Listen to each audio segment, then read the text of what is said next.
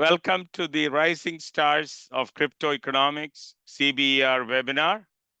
This is a special webinar intended to highlight some of the top young scholars working in cryptoeconomics. These are all mature researchers with deep expertise in cryptoeconomics. If you're interested in this area, you should definitely look up their research portfolios and follow their work.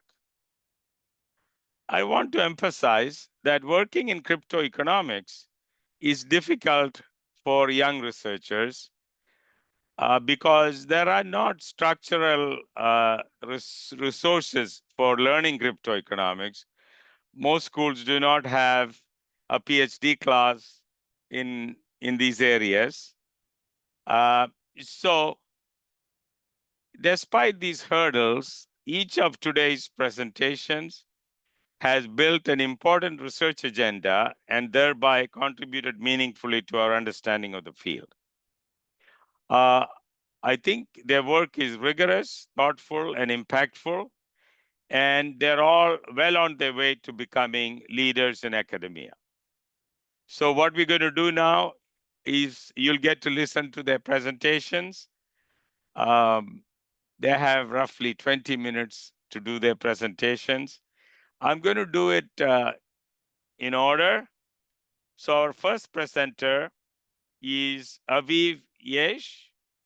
He's a postdoctoral researcher in computer science from Yale University.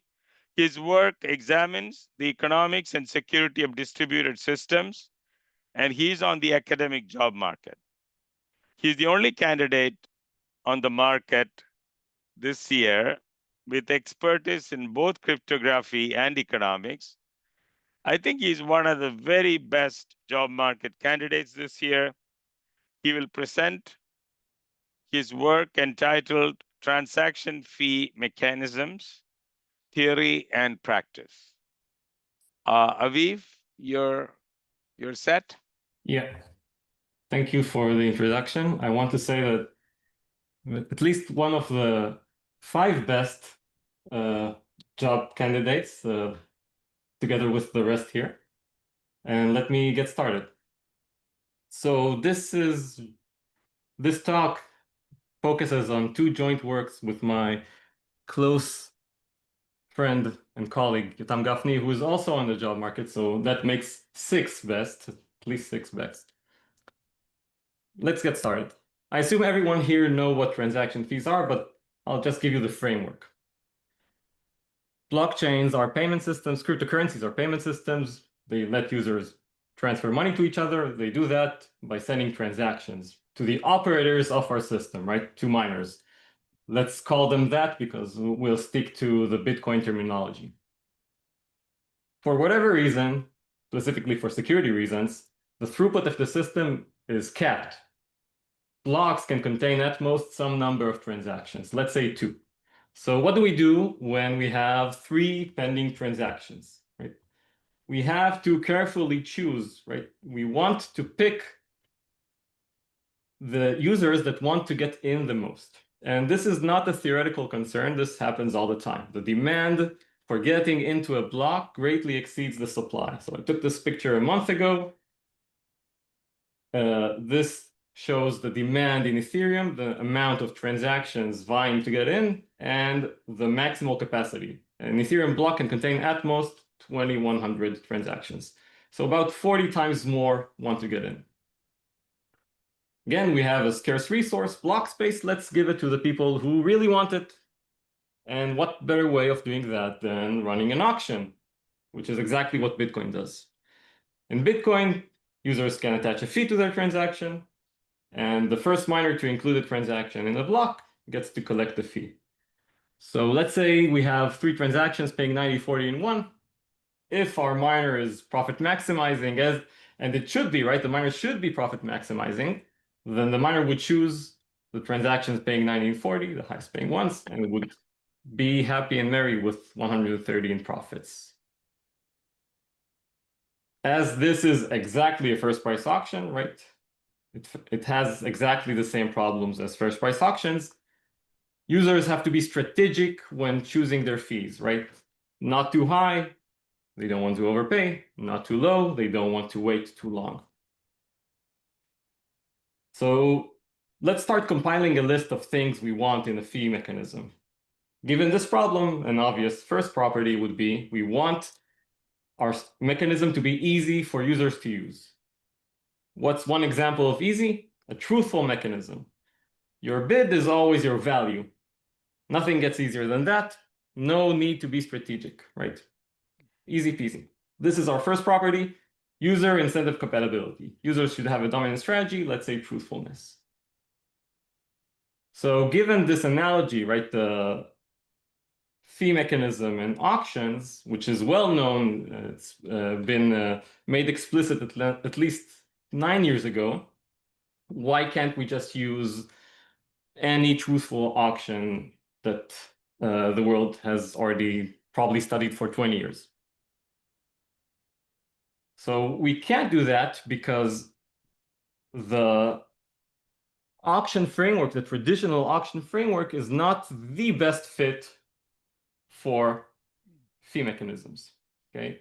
And it's important for me to make this explicit because it's not as if the blockchain people, the builders who actually do stuff, create systems like Vitalik, it's not that they're not aware of this literature.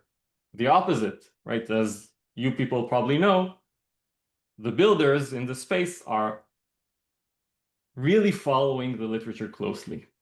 Vitalik, right, probably has seen these wonderful papers by your friends and colleagues, right? Monopoly without a monopolist, redesigning the Bitcoin's fee market. Vitalik probably saw them. They touched his soul. They made him want to redesign Ethereum's fee market. Back at the time, it was the same as Bitcoin's. And so Vitalik talked to the great thinkers of this area, right? David Easley, Scott U. Commoners. He even went to EC, right? What a better place to go to meet people who do this, right? So the builders knew that other auction formats exist, but they didn't choose them because they're not the best for our setting. And the problem is that users and miners are adversarial. Let's take a look at one example. Let's look at the third price auction. In our running example, so before I go over the example, in the third price auction, the included transactions pay the highest fee by a transaction which was not included. So this is exactly the third price because we have a block limit of 2. And in the running example, this means that the 2 transactions would each pay 1, right? So this is exactly user incentive compatible. Users never pay more than they have to if they are truthful. And the miner would get a revenue of 2, 1 from each transaction. So what's the problem with this? The miner can create fake transaction, let's say 1 paying 41. So why would the miner do that? To jack up the price. Now, the third price is 40, more money to the miner. Why wouldn't the miner do that? The miner would get 40 from the real transaction in the block, and the fake transaction is just taking money from one pocket, putting it in another. Nothing changes. And this is not even the worst that the miner could do. Okay, this is just one example. This is homework for the crowd. Think of other manipulations that can be done here, which are more profitable. This adds another property that we want to our list. We want miners to not be able to do that, right? Miner incentive compatibility. Miners shouldn't be able to manipulate the mechanism. So why should we care, right? Obviously, it seems bad, but maybe in practice, it's not that bad. Maybe in practice, people won't do that. Why am I saying this? Well, selfish mining is a highly celebrated attack, right, on blockchains. Bitcoin, right? Today's Bitcoin, not yesterday's Bitcoin. Today's Bitcoin is vulnerable to selfish mining. People have known about this attack for 11 years, right? Lots and lots and lots of smart people have shown rigorously that this attack is profitable. Yet it is unobserved. Maybe this is just one example. Maybe other attacks are observed. But here is a list of lots of attacks by smart people. I mean, smart for the first 4 bullets. I can't, yeah, first 4 bullets, smart. All of them unobserved. What gives? This is weird. And this brings to mind a famous quote by a fellow Yale. In theory, there is no difference between practice and theory, but in practice, right, there is.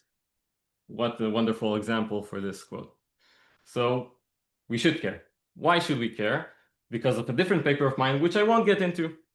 Okay. In that paper, I present the first practical attack on a major consensus protocol on Ethereum, right? What do I mean by practical? First, I show theoretically that it's profitable. Okay. I also implement the attack on real Ethereum clients. Real, and not some simulation, Python, MATLAB, R, whatever, pick your worst language. No, real. Okay, and I show that it works. Okay, nice. I also have a third reason. Given that I could implement it, I thought, well, maybe someone else implemented it as well. So before running ahead and publishing the paper, I scraped Ethereum data to see if that was indeed the case. And to my surprise, I saw that someone has been running a naive version of this attack for 2 years unnoticed. Okay, a naive version, not exactly my attack. My attack was better, but something similar, but weaker. And it's not just that the data says so. The culprit, which I blame, admitted, right? And even called this elegant. So if this is elegant, mine is more. And also the Ethereum Foundation admitted it. So we have theoretical, experimental, empirical, admission, Vitalik, right? We have all the proof in the world. This works, we should be afraid. And also the selfish mining people, Yaish and Mingun, right? This is the first practical attack. We should be worried. If there's money to be made, you bet that people would make it, especially miners. Okay, given that we should be worried, then what can we do? We can, for example, use the posted price auction, which hands us a price which is magical. No one can change it. In that case, it's obviously user incentive compatible and miner incentive compatible. So let's run through what a posted price auction is. There's a price. Any transaction with a lower fee would not get into the block and would not pay anything. Any transaction with a higher fee would pay exactly the posted price and would get into the block. And if we have too many transactions with a higher fee, then we choose arbitrarily. Obviously, this is both user and miner incentive compatible. However, this doesn't solve all problems. The miner could collude with the users. For example, with the green user. The green user doesn't pay 45. So how can the user get in? The user can put a fee of 45, right? And the miner could, let's say, create a smart contract which ensures that if the user gets in, so I'm sorry, the miner could go to the green user, tell the user, listen, pay 45 instead of 40, and create a smart contract which ensures that if the user gets in, the user is reimbursed, right? This makes everyone better off. The user would not overpay, the user would be reimbursed, and the miner would earn more. This is an obvious threat. And so we have another property in our list, collusion resistance. So given this list of properties, Team Roughgarden asked, well, can we design good fee mechanisms which achieve all of them?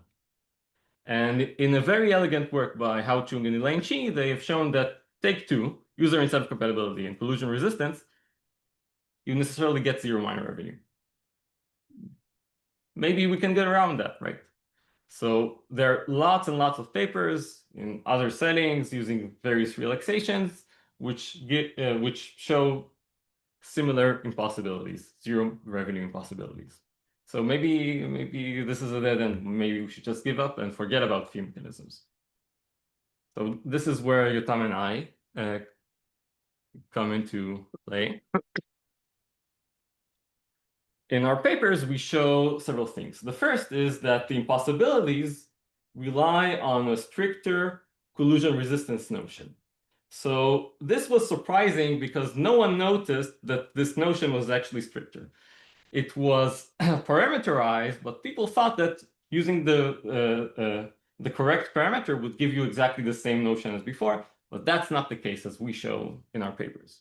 Okay, this was subtle, this was surprising, very delicate. Okay. This is also important because maybe using the original notion, which is not as strict, we'll get around impossibilities. So given that's the case, oh, go ahead, Fayçal. Just about the collusion definition that you have, I think in economics, the collusion has to come with some kind of a punishment, in a sense that if you deviate from the collusive outcome or equilibrium, you are in a way punished. Are you taking that into account, or are you just defining collusion as making an agreement, between parties? So you can think of the collusion, given the blockchain setting, right? You can think of it as being enforced by, let's say, a smart contract, right? The mechanism, let's say Ethereum or Bitcoin or whatever, is oblivious to, well, in Bitcoin, there are no smart contracts, at least not expressive enough, but in Ethereum there are. And the mechanism is oblivious to whatever the contract says, right? Otherwise, Ethereum's creators would have to always look at smart contracts, figure out what they do, and, patch it at the protocol level. So that's one way of doing that. But in any case, like the original collusion resistance notion discussed welfare increasing collusion. Like you get more, right? You increase the pie and you can divide it however you want. And this would make everyone a part of this better off, right? And this is also easily enforced. So that was our... Aviv, you have to manage the time. Yeah, I know. 4 slides, easy peasy. Okay. So that's one thing. Given that the main question of the field is now open again, we thought, let's try closing it. And to do that, we characterized all collusion-resistant fee mechanisms. And we again show an impossibility, but this time with 3 properties instead of 2. Okay, even when you relax the collusion resistance notion, you get an impossibility, a zero revenue impossibility. So there are other results, not in these papers. In a recent paper, I show that this framework, the fee mechanism framework, is relevant in other settings, let's say computation markets. Okay, some people want to perform some computation. Other people have lots of computation hardware. Let's match them and, get computation done. This framework is also useful there. And everything so far was theoretical. I also take a practical approach, and I show that on real fee mechanisms, for example, Ethereum, I can create clever transactions which kill the throughput of the system cheaply. Okay, and I, again, implement this on real software. I show everything works. If you're interested, reach out and read the papers. Wait. So, nice. What's that? Oh. No, go ahead. Go ahead. Don't I have like 4 minutes? Yes. Okay. Go ahead. Okay. Like if I'm boring, then let me know. I'll just go away. No. Go ahead. Very interesting. Thank you. So, fee markets. That's one thing, right? Let's broaden our horizons, right? Very nicely. I mean, for researchers, not for regular people, or I don't know, people who want to get things done. Very nicely, the same problems and related ones and other ones plague other settings. For example, policymakers really like inequality measures, right? Like the Gini coefficient. They use it to motivate their policy, like open up, I don't know, transcripts of your favorite Congress or whatever. People say, oh, the Gini coefficient is this and that. That's bad. Let's create laws to fix that, right?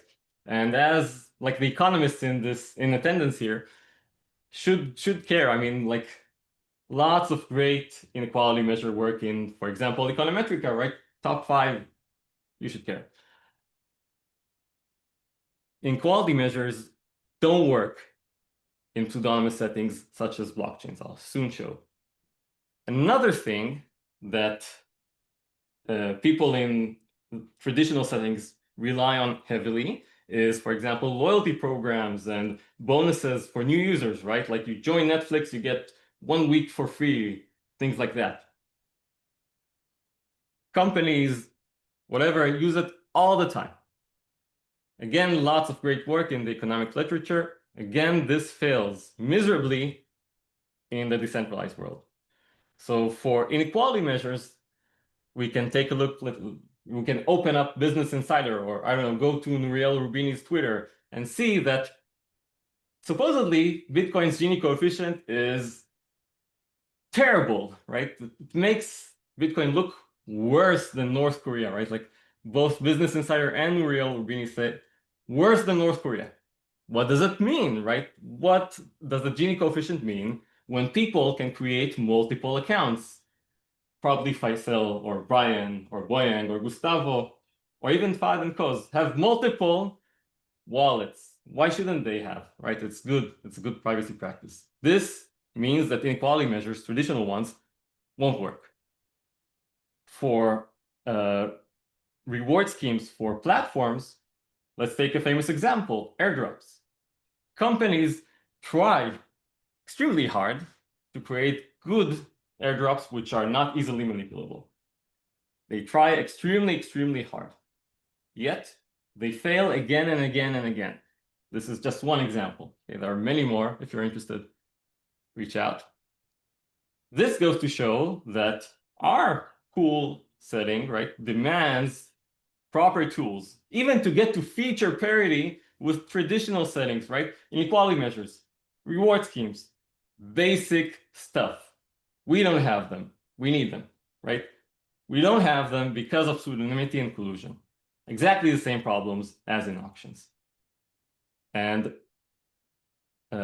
what a coincidence. I also work on those things. Okay. So if you found this interesting, and even if you didn't, reach out. Aviv, we have a question from David Lancashire. We're going to unmute. Yeah, David, David and I are talking a lot. Like David, let's discuss it offline. You know I answer. Yeah. You know I always answer you. Okay. All right. All right. All right. Thank you, Aviv. Very interesting topic. Very interesting discussion. Okay, we are on time. We are going on to the second speaker, who is Fayçal Drissi. Fayçal is a postdoctoral researcher in finance at the University of Oxford. His work focuses on decentralized finance and particularly automated market makers.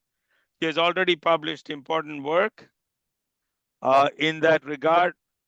He will present a paper entitled Macroeconomics of Liquid Staking. Fayçal, you ready? Yeah. I will just set a timer. Okay, good. Okay, thank you so much, Fahad and Kos, for inviting me to this session. It's an honor to be speaking alongside Gustavo, Aviv, Brian, and Boyang. Today, I will be talking about the macroeconomics of liquid staking, and this is joint work with Zach from the Stevens Institute and Basil from Imperial Business School. Perhaps before talking about the macroeconomics of liquid staking, let's just remind ourselves what liquid staking actually is. Okay, so I am in proof of stake in a proof of stake blockchain, and users in these blockchains can deposit the native token, let's say ETH, in what's called the liquid staking pool. Okay, and the liquid staking pool is managed by some entity that uses the native ETH to participate in the protocol of the blockchain and basically generates issuance rewards. And you as a user who deposit the native ETH in this liquid staking pool earn the rewards. And what is interesting here is that this entity that manages the liquid staking pool can issue a derivative token, think of staked ETH, and gives it to the users. And basically the users, but while holding the token, are actually earning the issuance reward of the blockchain. And examples include Lido, Rocket Pool, Anchor, and in Solana, it's Marinade Finance, for example. And perhaps to motivate my talk, I will present just two facts about liquid staking. And fact number one is that liquid staking tokens today enable access to DeFi. Okay, so as a user, instead of using your native ETH to go to AMMs, to Aave, and to do anything productive on the blockchain, you can actually use liquid staking tokens. And today, AMM pools with staked ETH exist, and you can even use your staked ETH as collateral in Aave to borrow assets and do other things with other tokens. And perhaps what makes this even stronger is that the market cap of staked ETH is increasing since 2-3 years ago. Okay, that's the first fact, is that liquid staking tokens give users access to DeFi. Second fact is today, liquid staking represents the majority of staking. Why? First, because liquid staking is easy. I don't have to set up a node. I can just get some native ETH and just put it in a liquid staking pool, and I'm earning staking rewards. And the second reason why this is the case is just because liquid staking reduces reward risk. As a solo staker, which means that I'm actually participating in the consensus protocol, I can earn rewards once or twice every month, whereas here in a liquid staking pool, I have a more steady reward. And as a result, liquid staking today represents the majority of staking. So this is from June, and you can see that the stakers, the nodes that are recognized as solo stakers, it's a very small part, which is this green it's a very small green part here. Okay, so two facts. Liquid staking tokens give you access to DeFi, and the large majority of stakers actually use liquid staking pools to participate in the consensus protocol rather than solo stake.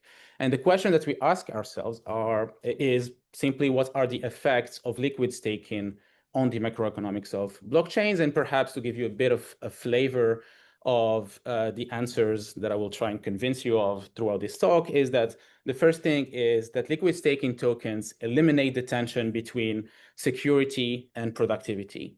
And this tension is essential for issuance and slashing to affect incentives of users. And I will try and convince you of this. So that's the first point. The second point is that there are natural forces, economic forces, that will make users migrate from being productive with the native ETH to being productive with the liquid staking token instead.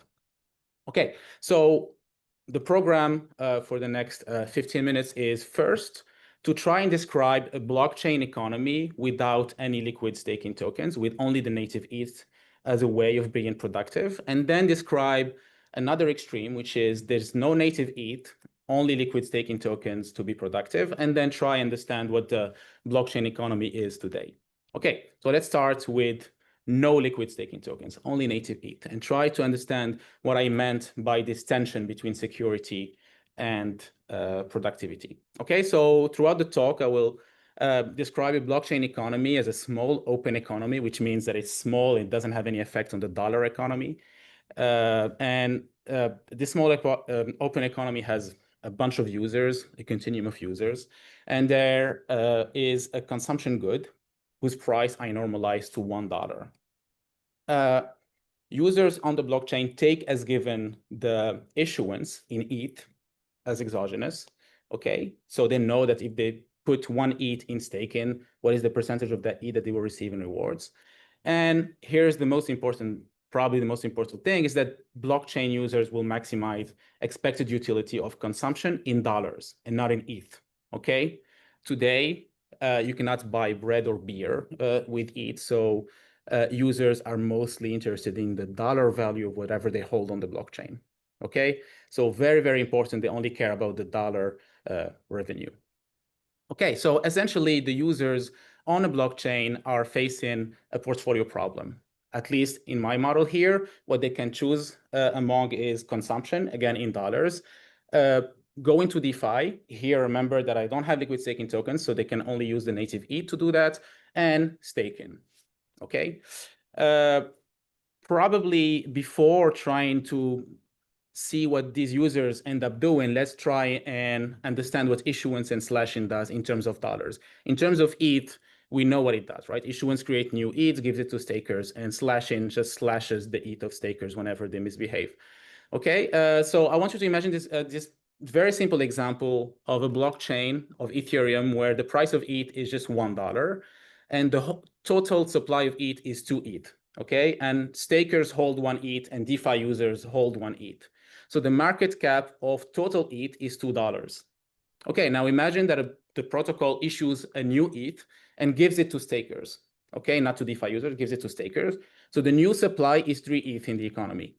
However, then this is important, issuance doesn't create dollars, it only creates ETH, which means that the dollar value of all the ETH in the economy doesn't actually change. It still is $2, which means that the price adjusts to 2/3. And as a result, now stakers have a little bit more ETH, they have 2 ETH, and these 2 ETH are worth 4/3, whereas DeFi users still hold 1 ETH and it's worth 2/3. So essentially, the issuance redistributes wealth, dollar wealth, from ETH holders to stakers. Okay, so it does not create USD wealth, it just transfers wealth. And importantly, that an issuance policy in terms of ETH is equivalent to a tax policy in terms of dollars. And slashing does the same thing, but the transfer of wealth is in the other direction, okay? Stakers lose ETH and DeFi users actually profit from this due to the deflationary effect on prices. Okay, so take that into account. And if you imagine all these users trying to solve this portfolio problem, and we know that only DeFi, the productivity in DeFi creates or destroys USD wealth. And you can try and characterize what happens in terms of dollar revenue for a dollar put in DeFi. Well, in my model, I will model the dollar revenue of DeFi is with 3 components. If you put $1 in DeFi as a blockchain user, you have a stochastic productivity. By the way, for people that don't like much maths, I put a little bit of English below the symbols, and it's more than enough to understand at least this talk. Okay, so I put $1 in DeFi. I have a stochastic productivity rate. Okay, I lose dollars because I'm being taxed because of the tax policy. Remember that issuance policy makes DeFi users lose dollars, okay? And I have a third component, which is a positive component, is the deflationary effect whenever there's a slashing event. However, if I put $1 into staking, I have the revenue from the tax policy, from the issuance policy, and I lose money every time there is a slashing event.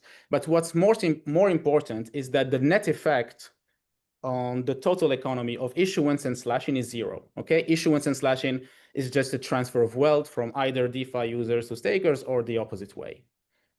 Okay, so now that we do this, we can actually solve the portfolio problem because now users know what the USD return of DeFi and staking actually are.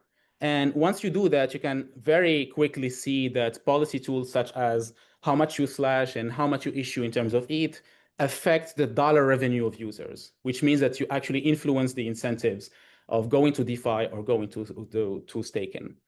And there are already papers that basically show once you take that into account, once you can influence the wealth of users, you can attain some policy objectives by doing some crazy optimization problems. But in my model, I imagine some issuance tax policy, a general one that reacts to productivity shocks, to slashing events. And once you do that, you can actually mathematically determine what is the allocation in DeFi, what is the allocation in terms of dollars of users in DeFi and in staking. And once you do that, you can endogenize things like ETH prices. Okay. What I try to convince you of today is that, at least in this part, is that once you have this tension between security, which is staking, and productivity, you can actually achieve policy objectives through slashing or through issuance. Okay, now let's imagine an economy where there's no native ETH, there's only liquid staking tokens. When there's only liquid staking tokens, It still is a portfolio optimization problem for users, and they can either choose consumption in dollars, DeFi, but now instead of using the native ETH, they use liquid staking tokens, and staking with also liquid staking tokens. Remember that before, when we only had the native ETH to be used in DeFi, we had this transfer of wealth. Now, staking in terms of dollar revenue is zero. Why? Because whenever the blockchain creates new ETH, it gives it to all the users on the blockchain, which means that there's no transfer of wealth anymore. Okay, there's no tax. Everybody's getting taxed, but the money is given back to everybody. Okay, so staking revenue is zero, and the only non-zero dollar revenue is DeFi, and that's the productivity. Okay, there's no tax. There's no transfer of wealth between users. Okay, so what are the consequences of this? A consequence of a blockchain economy that only runs with liquid staking tokens is that issuance does not affect incentives, which is pretty bad. There's no social planning anymore. No possible social planning. And slashing as well does no longer affect USD wealth, which means that you cannot affect staker incentives with slashing. And perhaps an obvious consequence is centralization, which means that the total stake is at the hands of a bunch of liquid staking protocols. But if you think about it even deeper, there's a second level of centralization in a sense that in an economy with only liquid staking tokens in DeFi and staking, issuance does have an effect actually, which is it is a temporary transfer of wealth between stakers that do not win the block to stakers that won the block. Okay, in expectation that transfer is zero, but locally it does happen.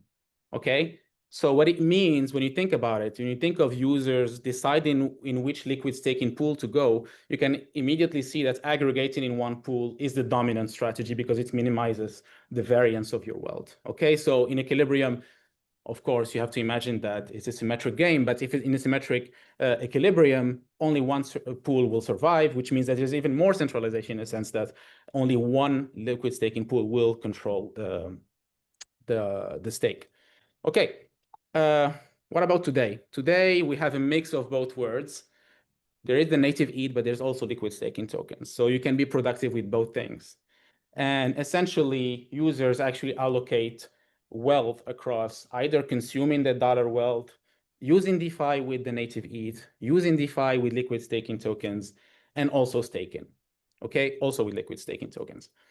In this version of my model, I will assume that the productivity rate of the native ETH and that of the liquid staking token are positively correlated. And here's how I interpret this correlation. If the correlation is very small, it means that liquid staking tokens don't give you the same investment opportunities as the native ETH. And as the correlation increases, right, it means that liquid staking tokens are being adopted and give you the same things you could do with native ETH, you can do with liquid staking tokens, right? And for simplicity, I will just assume that there's no slashing. Okay, so again, we have to describe what are the dollar returns of each one of these options. Consumption is easy. I just lose dollars because I want to eat apples. What about using DeFi, going to DeFi with liquid staking tokens? If you're using liquid staking tokens in DeFi, you have some stochastic productivity rate, but you're still earning the issuance reward because even though you're productive, you're still staking, okay? Whereas if you go to DeFi with the native token, you have a given stochastic productivity rate. However, you lose because of the issuance, okay? Because you're not staking. And if you're only staking, which means holding passively the liquid staking tokens, but well, you're not, you don't have any productivity. However, you're earning the issuance. Okay. Now, if you solve the model and you think of how the primitives of my model actually affect incentives, well, the first thing we can study is how the issuance will affect how users will either go to DeFi with the native ETH or with the liquid staking token. As the issuance tax increases, the only option that actually loses attractivity is going to DeFi with the native ETH because it's the only option that actually loses from issuance. Okay, only people that go to DeFi with the native ETH gets taxed. So as the issuance tax gets more and more important, people will migrate from native ETH to liquid staking tokens. And when the issuance is prohibitively high, nobody uses the native ETH anymore to go to DeFi. Okay, what about correlation?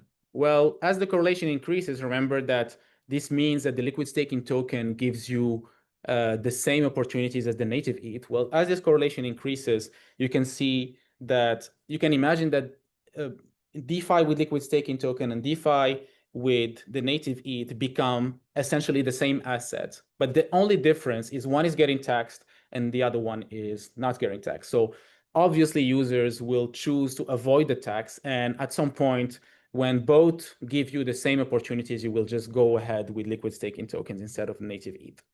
Okay, so correlation and issuance increase the incentives of using liquid staking tokens.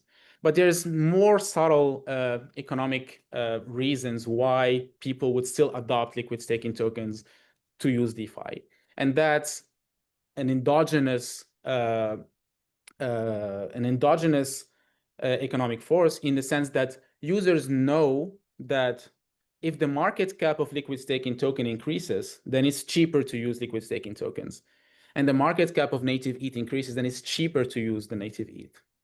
So if you take that into account, you are actually creating a strategic complementarity between users, in the sense that they know that if they all adopt liquid staking tokens, then it's cheaper for them. Okay, once you do that, actually, and you compare how the issuance tax influences the decisions of users, you can immediately see that when you take into account the strategic complementarity, users become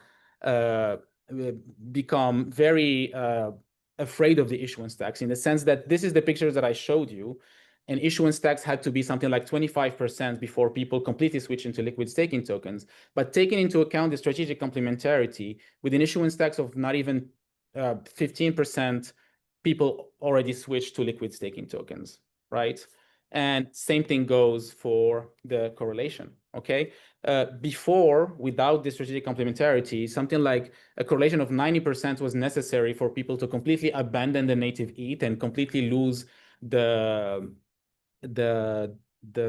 diversification effect between liquid staking token and native ETH.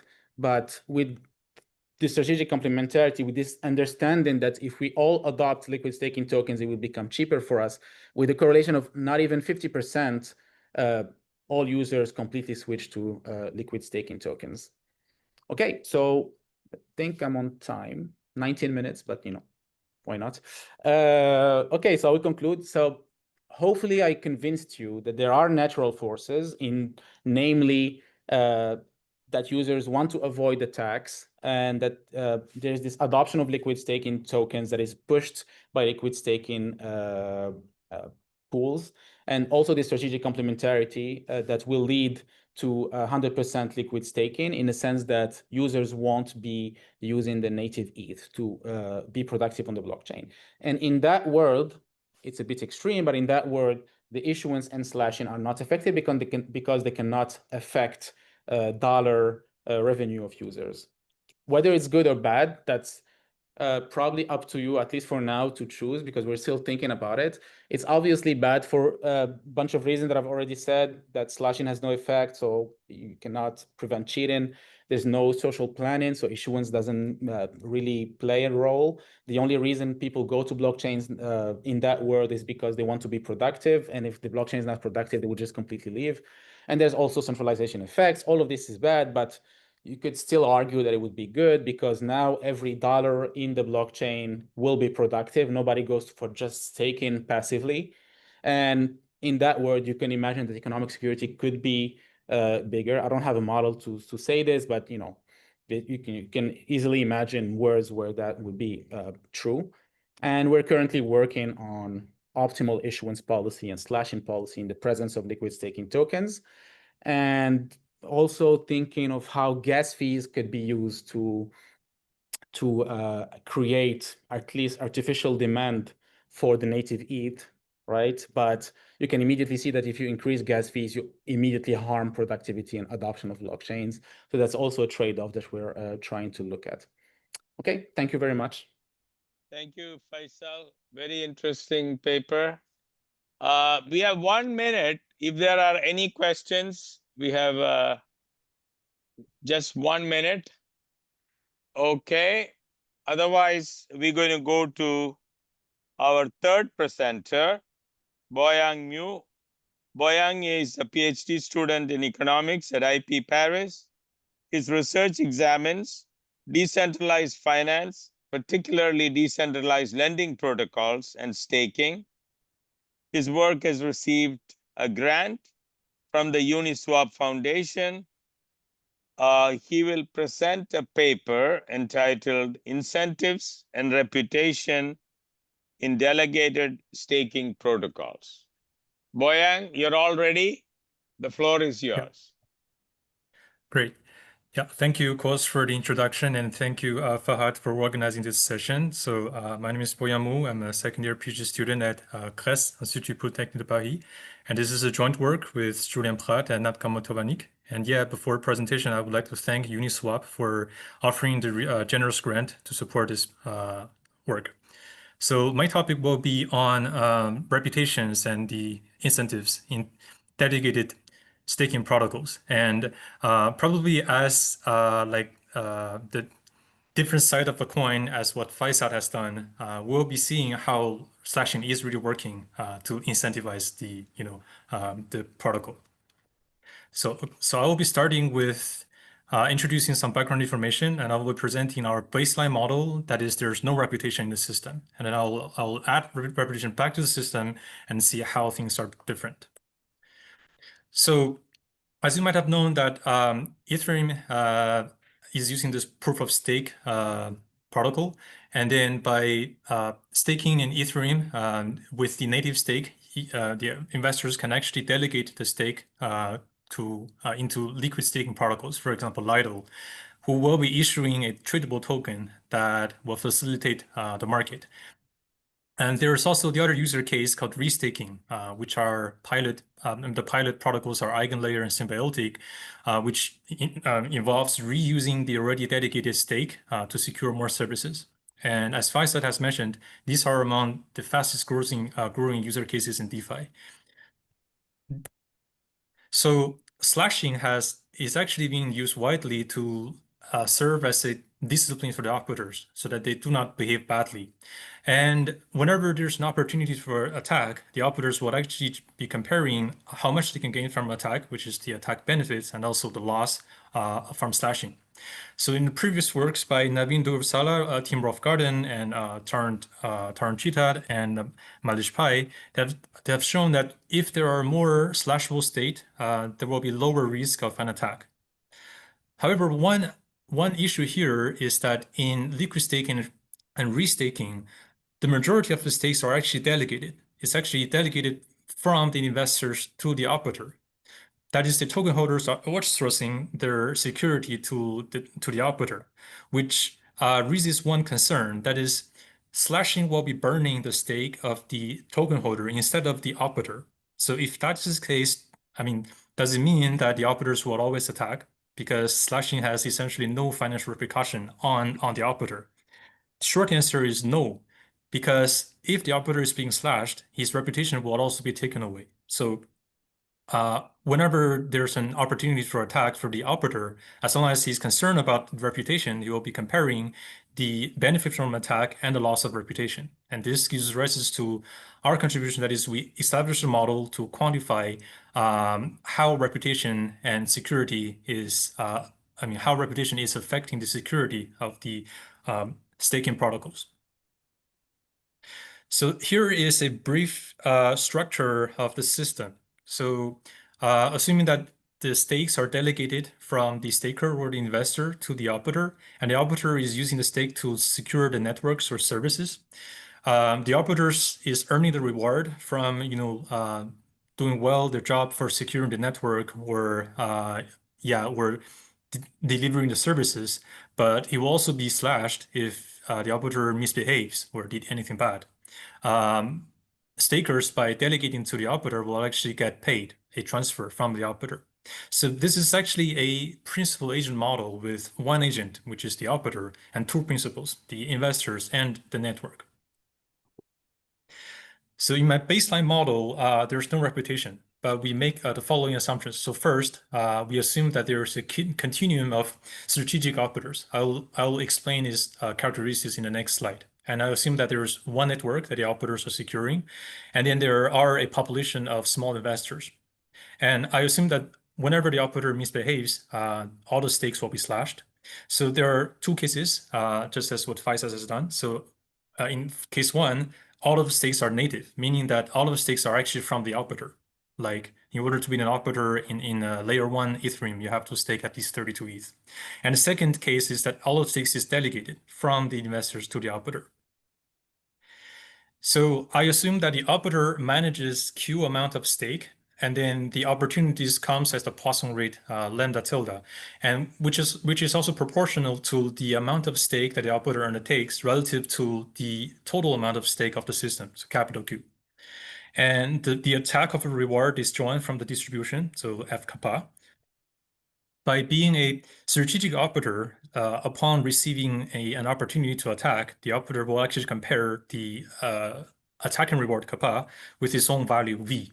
So whenever the attacking reward is high enough, the operator will attack.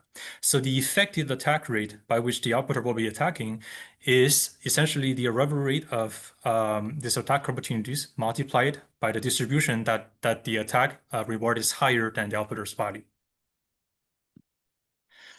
Then what does the operator gain from participating in it? So pi n is what the operator gains in pure native staking, and pi d is what the operator gains in pure delegated staking.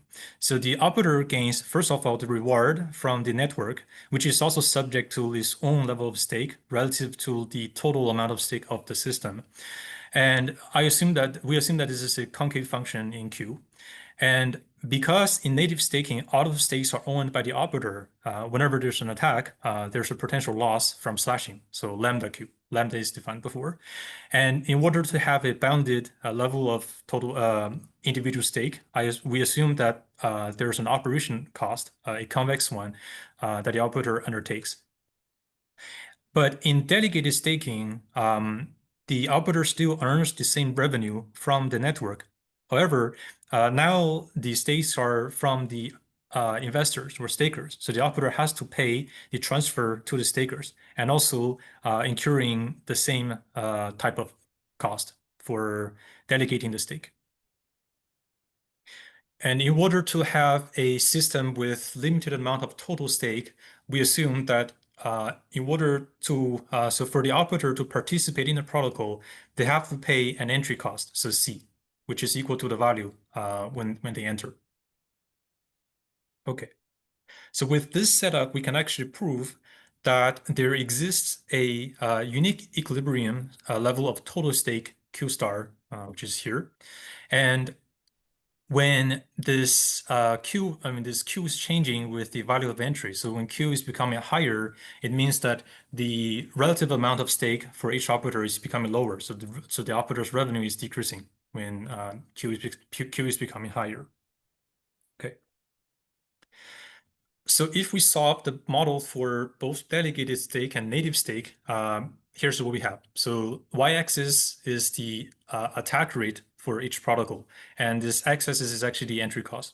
So we found that for delegated staking, because the operators do not have their skin in game, there will actually be a higher attack rate. And the level of total stake would also be higher for delegated staking protocol. We notice one thing, that the rate of attack is actually decreasing when the entry cost is increasing. That is because with a higher entry cost, the exposed profit for the incumbent operator is on a rise. So that will actually disincentivize the operators to attack. Now, with the baseline model at hand, I will introduce reputation. So in line with game theory literature, reputation is the operators are now divided into two types. So there are the normal type or strategic, as what we already had, and there are also honest type of operator, what we call commitment type in computer science literature, with a certain probability. And with that prior in mind, the market actually forms a posterior of the operator's type based on the Bayesian rule, so represented here, where T is the duration of time that the market sees there's no attack from the operator. So for the investors, if they also have the belief on the type of operator, they will be charging first the risk-free rate R and an insurance premium. Notice that in our baseline model, when there's no reputation, mu is always 1 because the investor know that the operator is normal type. But for here, there's an update of the posterior belief. So this insurance premium is actually changing with the belief. Okay. And same for guaranteeing a system with finite amount of total stake. In order to participate in the protocol, the operators have to pay an entry cost. But for here, the entry cost is actually a combination value of the operator's type. So before paying the entry cost, the operator do not know whether they are good or bad. So the value they pay is actually the expected value from being honest or normal. And their type is reviewed after they pay an entry cost only to themselves. All right. And the effective attack rate now also takes consideration of the market belief. So here, everything the individual amount of stake is also a function of belief, and the value of the operator is also a function of the belief. So if we write down the Bellman equation of the operator, we found that the operator's value is affected by these components. So pi is the profit that the operator participates in the protocol, and here is the expected gain from an attack. So remember, lambda is the arrival rate of an attack, and here the operator is comparing whether an attack opportunity is greater than its own value, so that it will be deciding on whether to attack or not. And this term here is related to reputation building. So this mu1 minus mu is actually the drift of belief from the Bayesian rule. And yeah, so the belief evolves over time when the operator is not attacking, the market belief that the operator is more honest than normal. All right. So if we solve the model, we can find that over time, the amount of stake undertaken by the operator is on the rise because the market believes that the operator is being more honest type, so that the operators pay less risk premium, so that the equilibrium level of total individual stake is on the rise, and the attack rate is decreasing. Yeah, because of this reputation effect. This is actually in line with consistent with protocols, for example, in a restaking protocol. So here's the data what we have gained from EigenExplorer, which are basically the data from EigenLayer. So on the left-hand side panel is the total value log over time for all of the operators, and the right-hand side panel is the number of services that the operator is registered. So notice here that the operators are not operating all of the services at the very beginning. They started from a few number, and then while their reputation, while they exist in the system for longer, meaning that they build up the reputation, they start to operate more services. Same for here. When the operator enter the system, they start with a certain total value locked. And as time going on, when they build up their reputation, more investors are delegating their stake to the operator. We see that reputation, this is consistent with reputation, but of course, there are many mechanisms that are resulting in such a pattern. Okay. So with the system of reputation, with the model of reputation, we found one thing, that is the honest operators cannot signal their type by undertaking different level of stakes. So the normal type of operator is actually always imitating what the honest operators are doing. Why? Because remember, in our setup, the attack opportunities is proportional to the amount of stake that the operator undertakes. So since the normal type of operator has the gain from attack, they will actually be willing to undertake more than the honest operator. So the honest operator can do nothing to single out their type by undertaking different level of stake. Or in signal literature, we call that there's no single crossing property.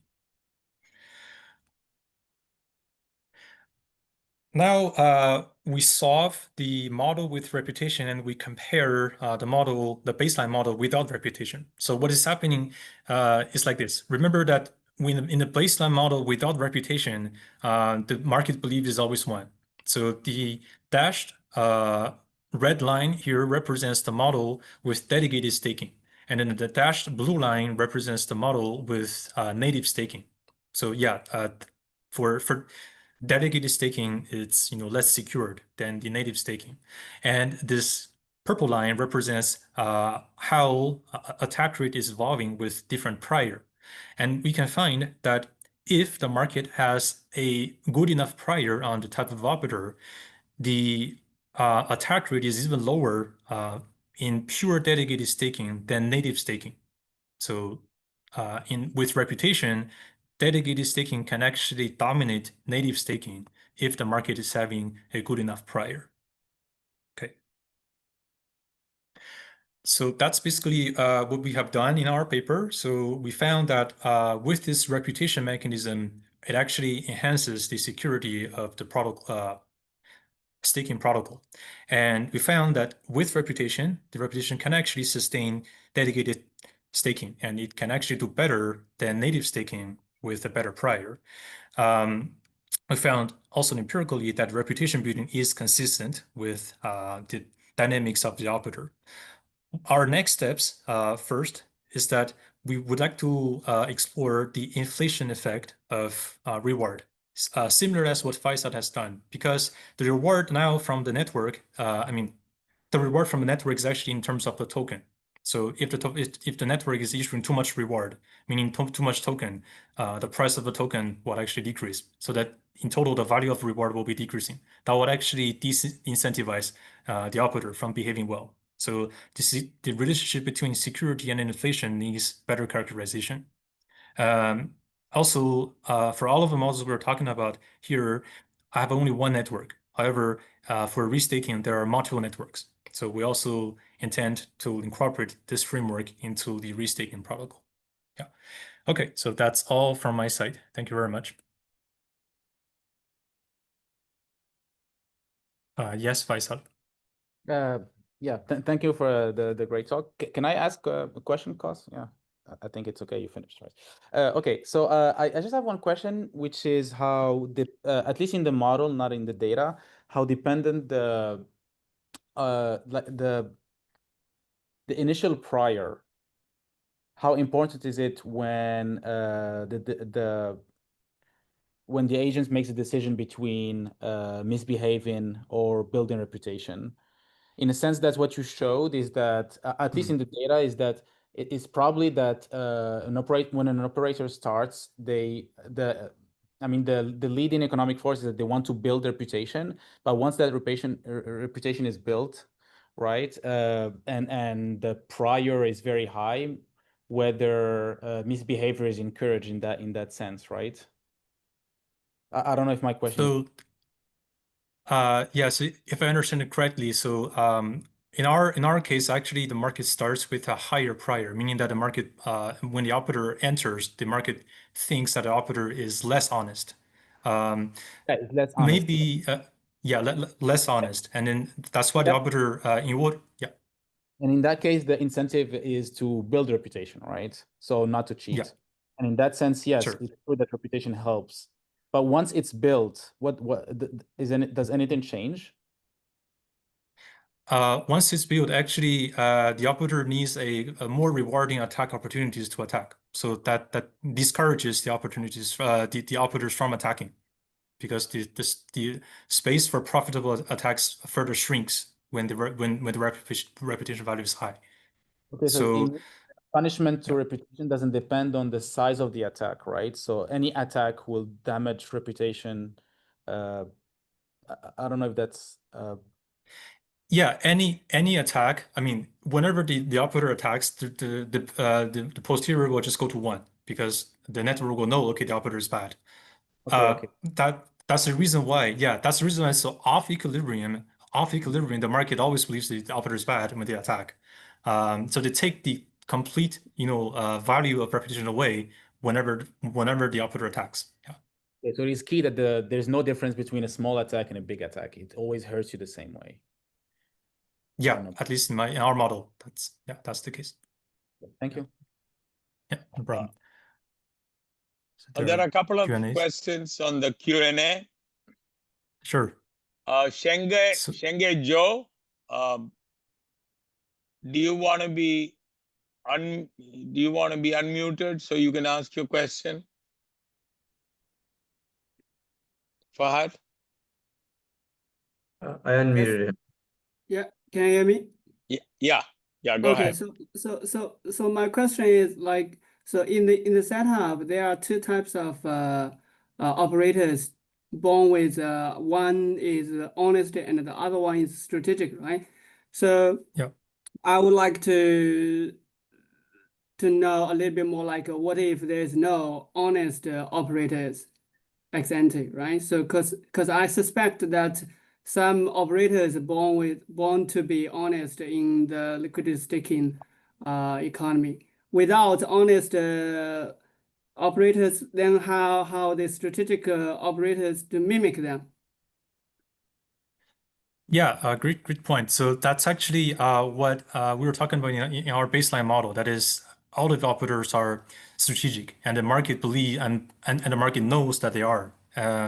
So that comes to our discussion on delegated staking and native staking. Remember that normal type of operators do not always attack. They attack only when they find attack is profitable. It's not that they're always malicious. They're strategic. So it means that by being strategic, always the market will be charging a higher risk premium, but there's still individual optimal level amount of stake that the operator undertakes.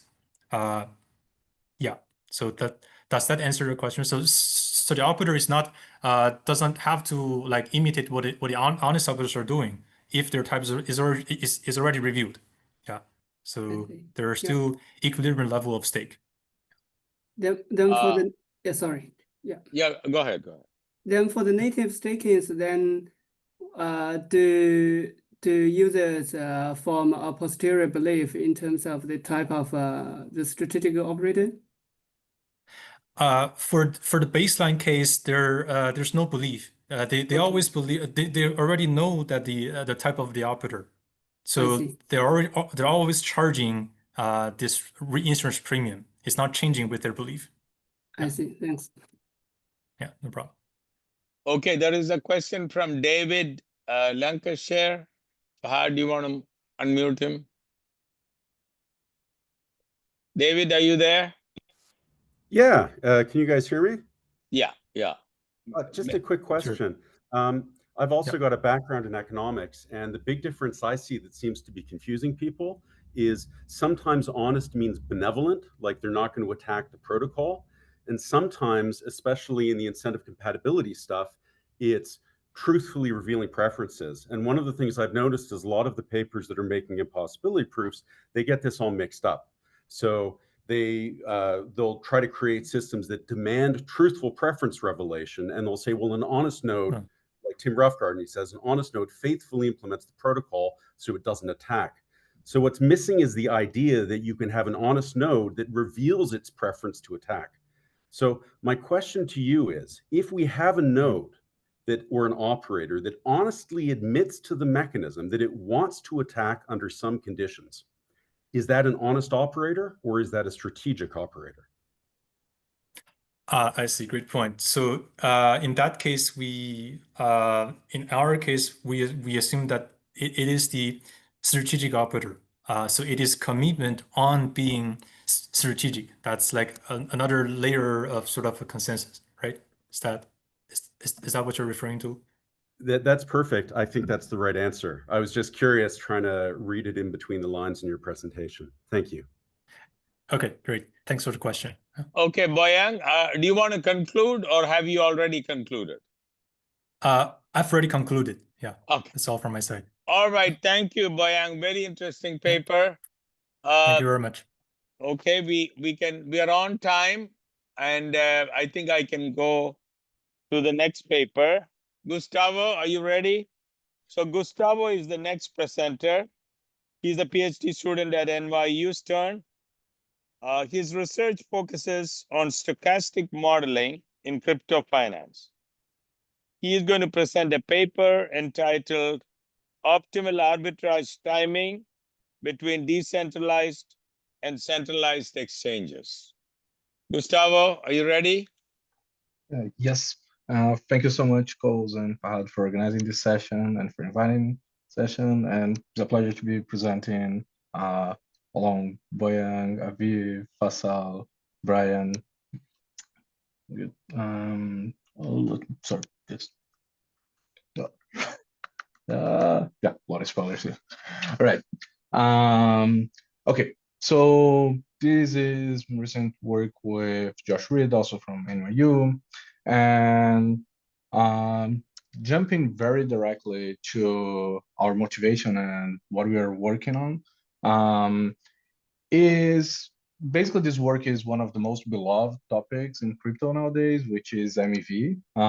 You're probably very familiar with it. And if not, just like for the rest of the work, think that an arbitrageur have like some extra powers in a lot in the model.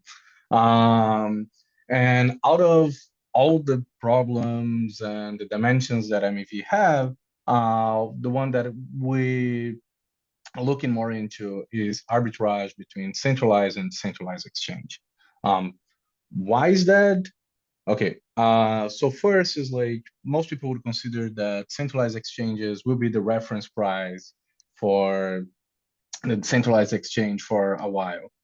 And okay, this can be discussed. It's like they're definitely a very long discussion, but it seems to be reasonable in next periods of crypto, let's say that way.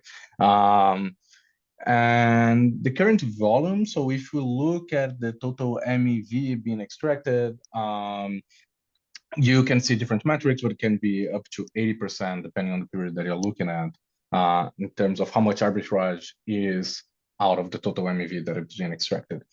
And the third topic that is most interesting for us is that when we look at arbitrage and something that is very recent, called multi-block MEV, which is like the power to control multiple blocks in a sequence, that will create new interactions that we are very interested in looking at. And I can say that this will be like the direction of our contribution. And also, like you probably already know, this like how to model arbitrage in blockchains, and this type of arbitrage is something that has been touched on the literature and has been studied very good extension. So also just to like contextualize what we mean with arbitrage between centralized and centralized exchange, because this is not so trivial as it looks initially. So here we are just thinking that you're looking at the centralized exchange, let's say here Binance, and you see one price movement, and you see also the price at Uniswap, and they're not necessarily the same. So what you're gonna do, you're gonna do opposite trades in each one of them, but thinking that the liquidity in the centralized exchange is almost infinite. So what this means, and if you're familiar with the Lever paper, this is exactly like the same type of modeling that we are taking, is that you are like doing transactions over Uniswap, like doing this arbitrage transaction at Uniswap, but thinking that the real price of the assets that you're obtaining are the price over Binance. So you're always keeping like a mental model of like how much money you're making considering the price at Binance, right? So this is just to say like what would be like a unique atomic arbitrage transaction between these two markets. And by having that, we can further extend that in very doomsday direction, or like it's interesting for a lot of people, which is, suppose now that you can not only do arbitrage transactions, but over some time interval, you can do as many arbitrage transactions as you want. So you can do just one big arbitrage transaction at the very end of the period. You can do a lot of small arbitrage transactions during this time interval. And it's up to you as an arbitrager, because you have full monopolistic power. You can do whatever you want during this time interval. All right. Why studying this context? Because it seems not so much realistic. For two main reasons, I would say the first one is that this will tell us what direction some arbitrageurs and the ones that are controlling the block prediction and doing arbitrage on that, they would like to have in terms of the interval between their arbitrage. And also because if there is some level of collusion in this system, leading to the ones that are exploring the MEV being able to collude and act like just as one person, then this is our model, like this monopolistic arbitrager doing some time interval. And it's very interesting to think about this because it's like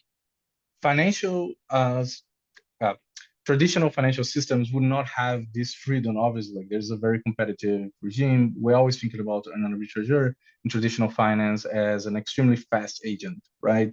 But here we can stop for a second and think like, does an arbitrager wants to be fast? In terms of like always including too much arbitrage all the time. Crypto brings us these new horizons to look at. All right, so this is just a representation. We are looking at the price process at Binance, and then you're considering that you're putting the blocks or arbitrage transactions here arbitrarily during this price interval. Okay, and here the classic framework of constant function market makers. This is the main one that we are adopting. Obviously, there could be other type of centralized exchanges on the blockchain. But here we're just taking the classic constant function market maker. So there is some reserve function F on top of the level of reserves in the two pools. This function is strictly convex and twice differentiable. Although we need to do some assumptions in terms of how this reserve function in terms of numerary increases when you fix the liquidity. This is just like standard assumptions to like being able to represent the reserve levels in terms of prices, right? So not familiar so much with this framework of context function market makers, talk there a little bit more and why these assumptions are needed. But having this, we can basically take that function market maker and the reserve levels in terms of prices and write the arbitrage for a single arbitrage transaction, the profit of arbitrage on top of reserves. So what this expression here is saying is just that your profit is how much you change the reserve levels, here represented by the function x, times the price at the centralized exchange, which is again your reference price, minus how much you change the numerary reserves, right? The main component in the function here to look at is this x function that is telling us the level of the risky asset in the pool considering the price at the moment, right? So if you again fall into like the lever papers, most classic, this literature is exactly the same idea. So taking that and then going back to our question of how you would do that in a time interval and over multiple transactions, you simply say, okay, the profit that you would have over this time interval would be the summation of the profit that you obtain in these multiple arbitrage transactions. Very naturally, this would be the profit over this time interval. But we do have a problem here, which is very soon we're gonna be doing some optimization on top of it. And having a discrete set of time intervals or a countable number of stopping times that you're doing this arbitrage is something that will not be so much suitable for doing optimization on top of these arbitrage strategies. So we need maybe a extra complicated but fun math on top of it. Because again, like some of our optimization results, we need to use that. So we extend to say like an arbitrage transaction can be defined as any non-decreasing function L here that is adapted to the price process. Why doing that? Because later we can do this transformation that you can see here by this tau L on top of this function and have one function telling us when was the last time that an arbitrage transaction was performed, was executed over the exchange. All right, so again, seems a little bit extra complicated, but it's kind of necessary if you want to have a very rich space of arbitrage policies. And again, just look at this tau function, and even one example here that we can think of is the function tau at time t being equal to t. This just means that arbitrary transaction is being performed exactly at that moment. And if it is that for the entire time interval, that just means that you're continuously arbitraging at every single timestamp over that time interval. All right, so given that, now let's go into some of the results that we have. So the first result is like a doesn't matter result, kind of.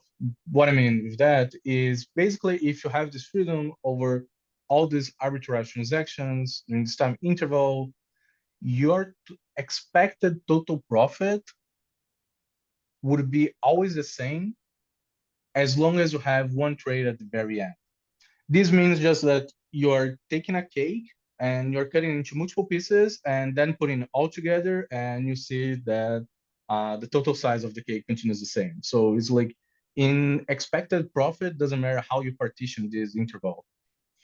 You can take like a second level question, which is, what if I think about the risk that I'm having, so the variance over my profit? Then you can find right after the answer to that, which is continuously trading over this, continuously arbitraging, more specific, over this time interval would reduce your total variance. So in a risk aversion framework here, we can think that, yeah, trying to like always trade continuously and bring in the price of the centralized exchange to the same price as the centralized exchange would be the optimal strategy. But these start to change very drastically if we stop considering that prices are martingales. So if you have some expectation over the price that will increase or decrease, then your optimal strategy starts to be a very different figure here. So your optimal strategy here described by this function L, again, we wouldn't need to take like the inverses of this function L to recover the tau, but is basically saying that the optimal strategy for the price being a sub-martingale would be always bringing the price of the centralized exchange at the running minimum. So every time you're trying to select, okay, there is a new minimum that was reached, then you will make the price of the two exchanges being equal. In a more simple way to see that, so consider that the blue line is the price of a centralized exchange, and the orange line is the price at the decentralized exchange. So you can see the moments that they are equal is basically when you're doing an arbitrage transaction. Being actually more formal is like every time there is some kind of decrease here, would be when you're doing arbitrage. So you always try to lock in new minimums until the very end, which you do the last arbitrage transaction when you're basically having the highest expectation difference between the price of the centralized exchange and centralized exchange. All right, so after looking at all of that, one very reasonable question that you have is, what if I have some kind of time discounting? I do not want to wait so much, because here, like, the gaps between the arbitrage executed start to increase in expectation. Then I can think, okay, I can do some kind of time discounting on top of my profits. And if I have the scenario of prices being martingale, that's a very easy result to get, which is you trade continuously. You are trying to anticipate your profit thing, so you do as fast as possible or arbitrage as possible. But that is like not so strong as we think if we go back to the result of prices being sub-martingale. So if we take the dynamic of the price being geometric Brownian motion with positive drift, and plug that back in, then depending on how much it is drift of this Brownian motion, we actually go back to this scenario where you will try to lock new running minimums all the time. So time discounting would not always bring to the scenario of trying to anticipate or going like faster than the scenario without the time discounting. And yeah, and as I said in the beginning, like, this is a scenario where we're thinking about a monopolistic arbitrageur, but we can go back to reality and a very competitive scenario where these arbitrageurs are trying to compete to get arbitrage as fast as possible, and they know that the other one will try to do faster than him. So this scenario would lead to one equilibrium, which is the most obvious one, being that both of the players in this competitive regime, they would arbitrage continuously. Independently of the price process, they would just try to be faster than the other guy and trade continuously. But when we think about collusion, and we think about also the price not being a continuous martingale, we go into the sub-martingale, super martingale case, then we can have some opportunity for the arbitrageurs here to collude to avoid trading continuously, as mentioned before. So in other words, they can create some kind of collusion to work in the scenario that I mentioned before, in like this monopolistic optimal arbitrage strategy of doing running minimums. Why it needs to be a sub-martingale or super martingale case for that? This result is because if you consider a martingale case, that will reduce to a zero-sum game. Like, go back to the results, like, it's again the same idea of like you're splitting the cake in multiple parts and then piecing all together. So again, collusion show us that if we relax a little bit this idea of monopolistic arbitrageur, we can still have back this strange regime of when they would prefer to do the arbitrage. And here is just some calibration on top of the model using real data from Uniswap and Binance.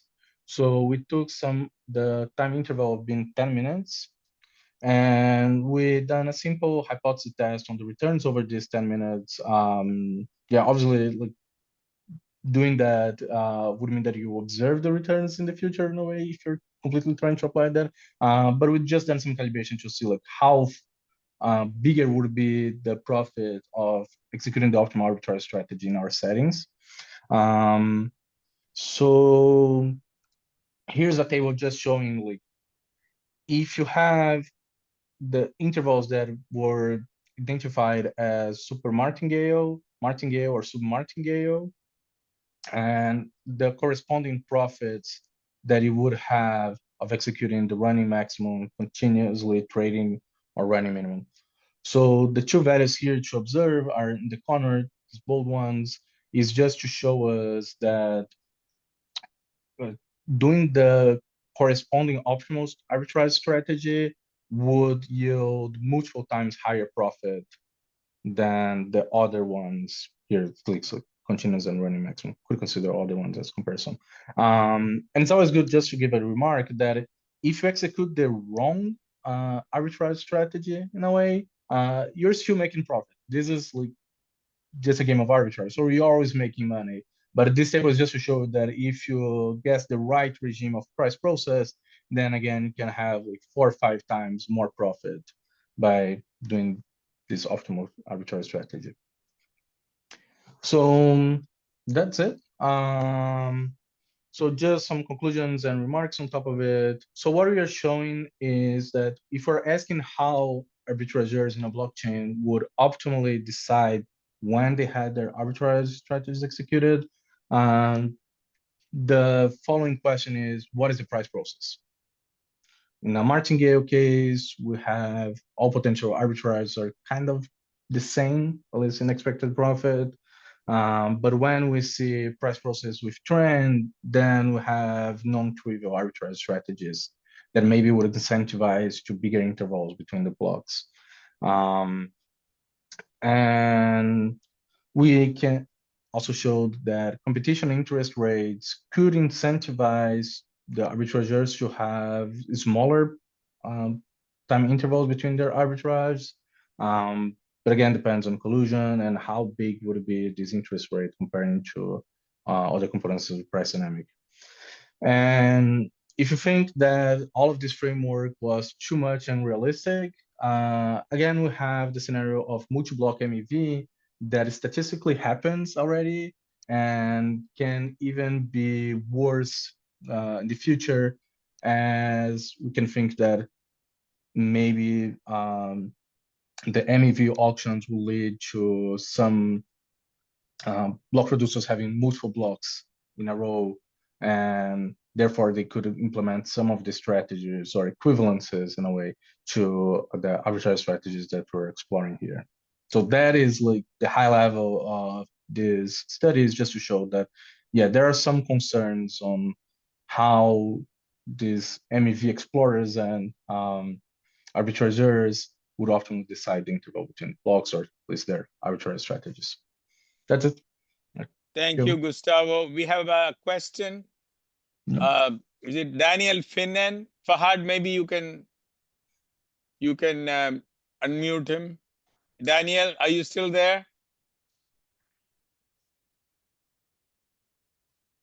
Fahad. He's unmuted, but I don't know whether he's. Have you got me there? Yeah. We hear you. Go ahead, Daniel. Yes, very interesting. Thank you very much. There was an assumption at the start of your presentation there that the price discovery process happens on the centralized exchange, which obviously is quite feasible. I was just wondering how your model would change if the price discovery actually took place on the DEX rather than on the SEX. Oh yeah, that is like a very, very good question. Like even in the beginning of this project, actually, we were considering partially on that.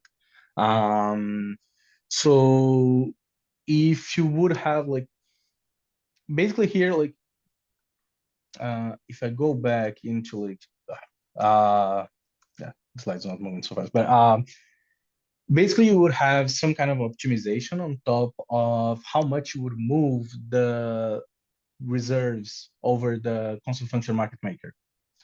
So what I mean with that is that the new price that we would set at Uniswap, let's say here, would be some other kind of problem where potentially you could have like some distribution of like the right price over, considering the information that you have from the centralized exchange and the decentralized exchange.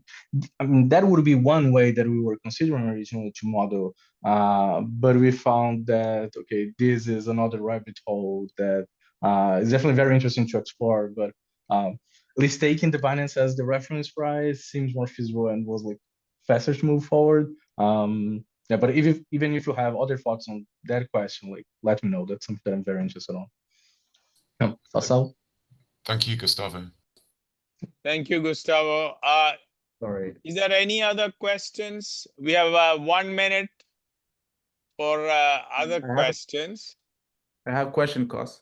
Can I? Yeah, go ahead. Go ahead, Fayçal. Thanks, Gustavo, for the great talk. I have two questions, actually. The first one would be, Probably I missed it, but who would use today, let's say on Ethereum, who would use this optimal strategy to derive in? And a second question, do you want to answer this and then I ask the second question, or? No, then go to the second question, then I can Okay, see. and the second question would be, how do you model your impact in the centralized exchange, in the sense that you would expect that if you are a market maker on, let's say, an LOB in Binance, and you're also observing the spread between the two prices, would you offer liquidity for an arbitrager to do the trade? Or so I mean, in a way, you're assuming that you're an atom in this centralized exchange, and there's no reaction or anticipation of your trades. Am I right? Or I don't know. Yeah, Alex, like in my model, that's like the assumption that you are atom at the centralized exchange. Yeah, that's one way that I'm considering. Not think so much of like market maker here. But getting back even to the first question of like who would be doing that. So you can think of two levels. Like the first level would be even connecting to people from Fahad that maybe you're like a block proposer and you would have like some results from a model, like some incentives to like delay when you're gonna send the block, because maybe you want to observe more the price or not. Like it's some of this intuition you could have maybe from the model. Obviously like a more limited and constrained setting, because you need to think of like all the consensus protocol. And another way that you can think of that also is like maybe me as a block producer that I have the right for a sequence of blocks, I would love to leave like the price over Uniswap in one block to be untouched. So I can even move like the noise traders transactions to another block. So maybe I will want to like lock or do the transaction of like, if it is like running minimum strategy or some other one over some of these blocks. So it would be like almost like a discretized version of my results. And you're just abstracting away the blocks, just thinking, okay, you have a sequence of blocks, of like 10 blocks that you control. Some of them you won't move the price, some of them you will do other arbitrage transactions, something like this. So this would be more realistic for some analogies of what my model is trying to represent. Okay, thank you. Okay, thank you, Gustavo.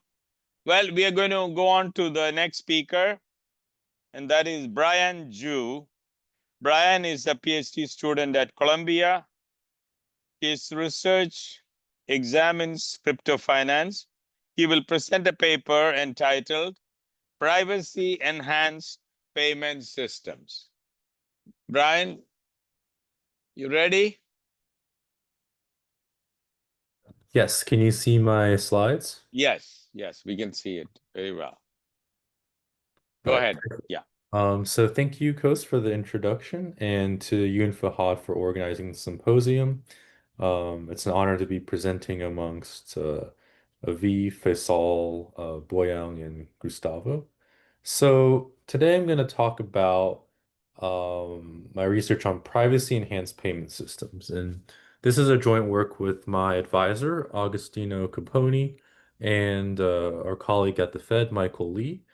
And I'll disclose on his behalf that the views expressed in this presentation do not represent or reflect the position of the New York Feds. So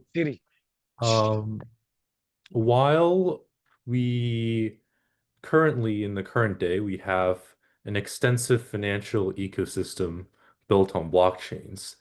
Originally, they were used for payments. And one of the original features of blockchain was that by creating this address, you essentially have a pseudonym where no one can really know who you are except by your address. So this sort of privacy value of blockchains is sort of intrinsic to society, where in making payments, there's some social and economic value of sort of having your payments be private and only them being known by you and your counterparty. And recently, well, originally, before blockchains or digital payment systems, everything was made in cash. And nowadays, with the increasing digitalization of the economy, the surveillance and monetization of your personal payment data sort of creates a new space for these private payments to come back in. So, with this regard, both the private and public sectors have been exploring e-payment systems with what I'll call hard privacy. And I'll differentiate this from soft privacy in the sense that soft privacy is more or less clicking agree to a set of terms and conditions that the firm or service provider promises they will not violate. On the other hand, hard privacy is more of a technological built-in feature of these systems. So recently, with the advent of blockchains, there have been privacy enhancements within the payments or transfer space. As alluded to before, these permissionless blockchains sort of have some pseudonyms where you're only identifiable by your wallet address, but this address history and the transaction history is public. However, more recently, there have been technologies that use zero knowledge proofs that sort of use some cryptographic techniques to obfuscate the addresses even. So for every transaction that you send through one of these apps, such as Monero, Tornado, or Zcash, it'll essentially create a unique signature um, just for that transaction. So this resolves the issue of having your transaction history be public for everyone to view on a permissionless blockchain by sort of having transaction privacy as well. And basically, advances in cryptography allow for open realms of possibilities for hard privacy to be provided. However, these privacy enhancements have also been implicated in a wider range of illicit financial activities, such as black markets, money laundering, fraud, and so on. And these have been identified by various banks and institutions as a key threat to economic security.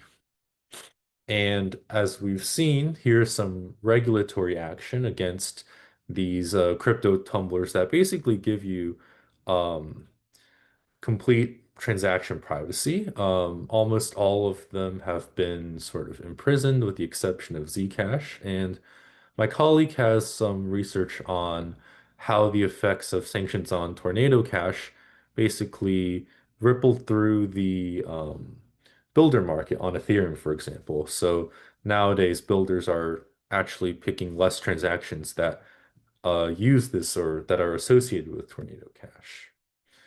So in response to this regulatory action and out of a desire to sort of be compliant as well as private, there's been two main innovations with this regard. So the first is decentralized identifiers, and these are basically blockchain-based identifiers that allow for some sort of on-chain identity verification. And one important property of this is that these are self-sovereign, which is basically you have, I guess, total control over it. Because one thing that I think we ignore with our real world IDs is that we rely on some government, whether or national or state or provincial level, some institution to actually issue us this identity. For example, we need to um, we need to go to in the States we have what's called like a DMV to get a driver's license, and we need to submit a passport application to the State Department. The other innovation is programmable privacy, and this is basically uses a variety of zero knowledge proof techniques as well as other encryption techniques to basically have rules written into smart contracts that dictate the specific conditions for disclosing personal data. And we can think of this as putting policy into code. So there are three main key benefits of this.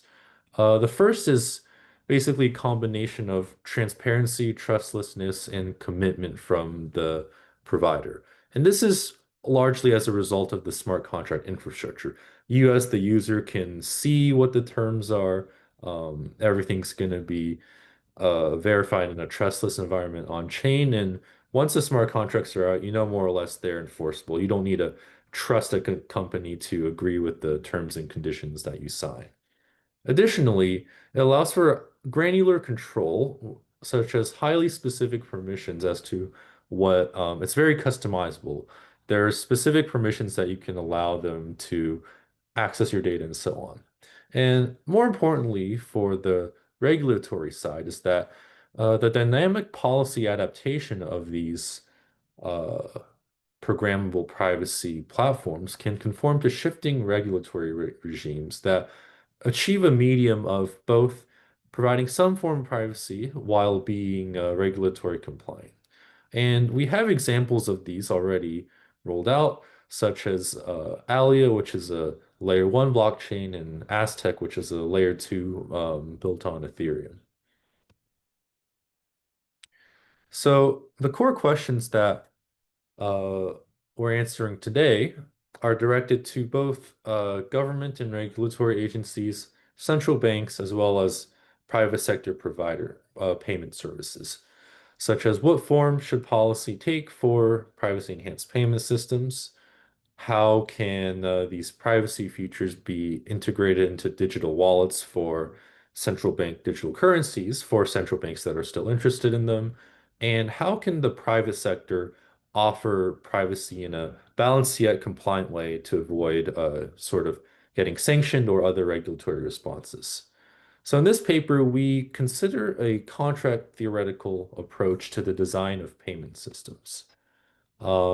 Specifically, we take a multidimensional approach to privacy that's now been enabled with this decentralized identifier advancement technology. So we consider both identity privacy, which asks, is a user's identity connected to their accounts, as well as transaction privacy, which is, can the operator or the public or law enforcement view a user's transaction history? To do this, we model an environment of a payment system where there's a designer, what I'll call good and bad users, and an outside enforcer. So within the payment space, there are many complex nuances to consider, such as transaction patterns, networks, and so on. So we're going to focus more on a simple dimension, which is just the volume transacted, as well as we're going to assume there's some sort of technologies that can mask these potentially illicit patterns as perfectly normal ones. And as a preview of our results, we're going to go over the implications of having complete identity privacy, as well as say or characterize what an optimal transaction privacy contract is, and finally use our framework to evaluate and rank existing payment systems. So this work is related to a strain of literature, both in the privacy and payment systems, privacy and financial technology, as well as the economics of crime. So diving right into our model, we have the operator who first sets the rules. Then users arrive and they realize a type, which I'll call either good or bad. They create accounts and submit transactions on this payment system. And then finally, after everything, all the transactions are settled, the privacy rules are applied. We have an outside enforcer that traces transactions for potential illicit activity, and then payoffs and welfare are realized. So our design space is going to be that identity privacy is a binary option. Does the user need to provide some form of identity to access it or not? And the second level is transaction privacy, which takes in the one dimension that we are looking at, which is the payment volume per account, and outputs a binary decision of whether or not to give that specific transaction privacy or to have it broadcast, for example, on a permissioned or permissionless blockchain. We also assume that there's some outside enforcer that has some skill in tracing publicly viewable transactions back to their true sender or origin. And we have this parameter that captures the enforcement strength. So we assume that good users have a random payment demand, and if the payment is successfully traced back to them by the enforcer, then they lose some utility of privacy. Now, the bad users are more complicated. They have a set of these technologies that allow them to mimic the exact same transactions of good users, but they do require some fixed and variable costs to use. So they sort of solve an optimization problem that splits however many volume they want to transact over various accounts as well as technologies. And we assume that if it's traced, they lose all their utilities. So this sort of controls the fact that bad users obviously don't want to get caught or traced. So some examples of what these technologies could represent is structuring and smurfing, which is dividing a large transaction into a lot of smaller transactions, as well as more trade-based, sophisticated money laundering techniques. Now, the operator's objective is to maximize the privacy benefit to users, which is simply going to be their utility, less the throughput that goes through the system from bad users. And then we can put weights and type realization probabilities on these as well. So I think I'm going to walk through the results from the perspective of our quadrant-based classification based on our first dimension of identity privacy and our second dimension of transaction privacy.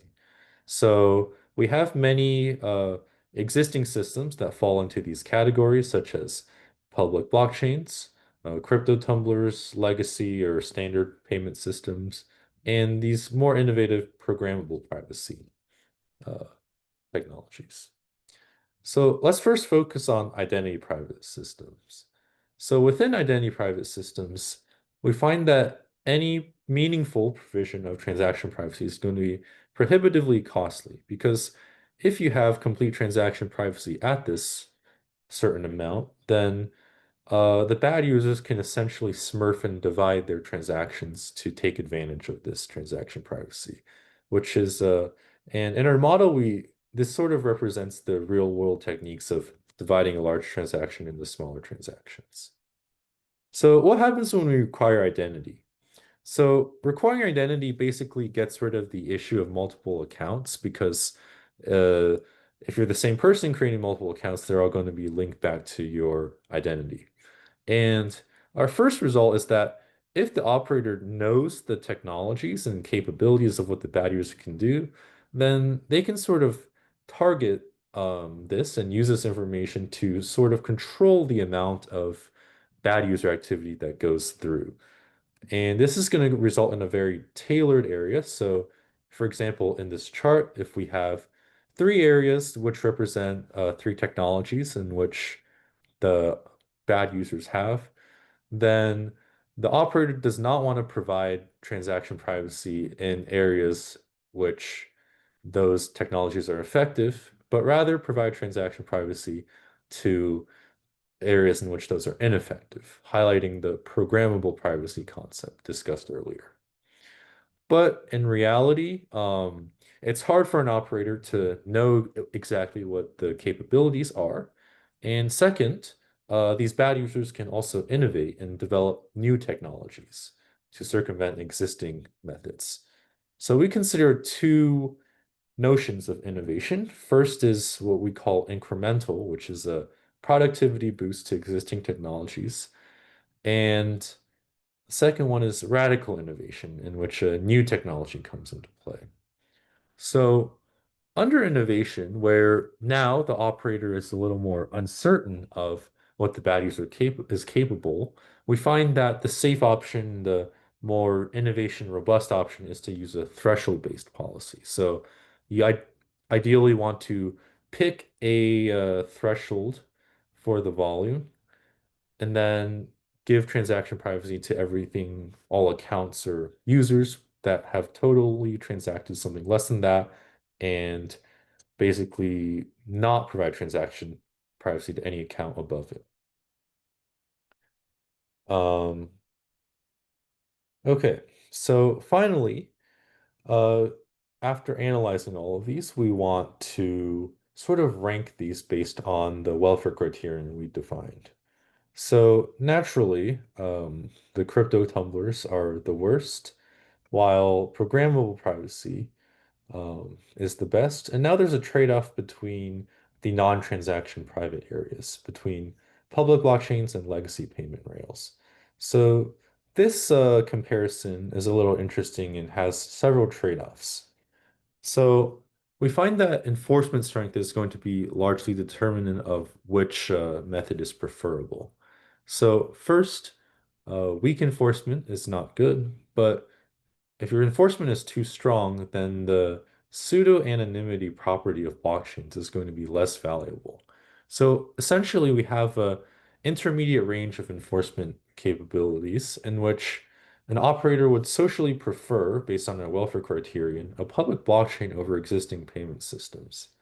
And we can also consider other parameters, such as the prevalence of crime, which corresponds to the bad user type realization, as well as the value of privacy within like a given area or jurisdiction. And we find that as the prevalence of crime increases, this intermediate region in which public blockchains are preferred is going to decrease, and as the value of privacy increases, the intermediate region in which public blockchains is preferred is going to increase. So Brian, you've sort of finished your time. So maybe you can conclude. Yes, I think I only have, oh yeah, I'm at the conclusion. Thank you. So in conclusion, we sort of set a framework for analyzing privacy in payment systems that balances both privacy benefits to legitimate users while controlling sort of the activity of illicit users. And we sort of have a prescriptive policy or implication from our analysis that a simple threshold is robust to these potential technological advancements. And one sort of next step in this is asking, what happens when we endogenize the user type? So we just have one user, and given the rules of the payment system, they can decide whether or not to be good or bad. So this concludes my talk. Thank you, guys. Let me thank all of you. You guys did a fantastic job. I think, as I said at the beginning, people should really zero in on your work, and it's very good. So thank you, and I'll see you guys again you'll be at different places in the market and things like that, and so we have to promote you further and all of that. All right. So thank you very much. I think that's bringing our session to a close.